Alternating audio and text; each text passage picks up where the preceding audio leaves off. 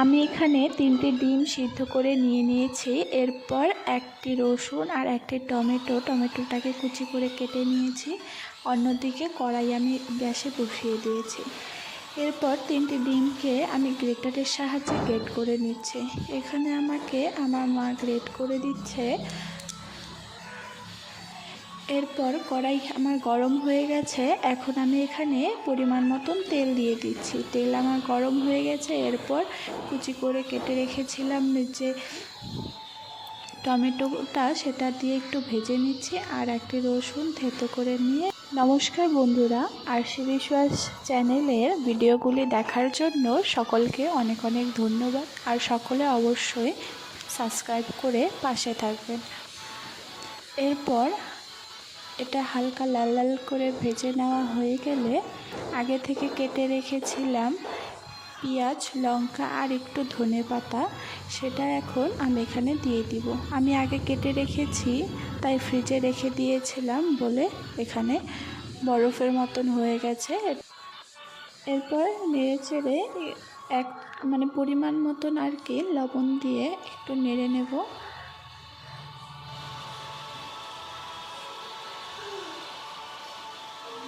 এরপর আমি এখানে পরিমাণ মতন হলুদ গুঁড়ো দিয়ে দিব।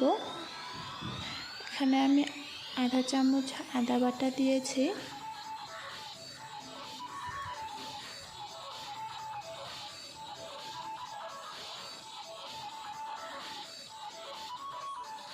এরপর একটু নেড়ে নেব।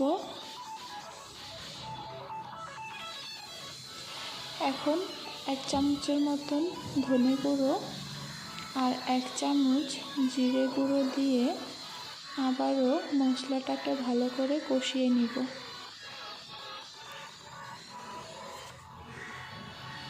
মশলাটা আমার কষিয়ে নেওয়া হয়ে গেছে, তাই পরিমাণ মতন জল দিয়ে দিলাম যাতে গ্রেভি টাইপের হয়। এরপর আগের থেকে গ্রেট করে রাখা ডিমগুলো এখানে আমি দিয়ে দিচ্ছি। দিয়ে ভালোভাবে গ্রেভির সঙ্গে মিশিয়ে নেব। মিশিয়ে নেওয়া হয়ে গেছে। এখন পরিমাণ মতন সামান্য একটু চিনি দিয়ে দিচ্ছি আর একটু গরম মশলার গুঁড়ো দিয়ে দিচ্ছি। দিয়ে নাড়িয়ে চাড়িয়ে নিয়ে নামিয়ে নেব। তৈরি আমার ডিমের ঝুরার রেসিপি। আপনারা সকলেই বাড়িতে ট্রাই করে দেখবেন।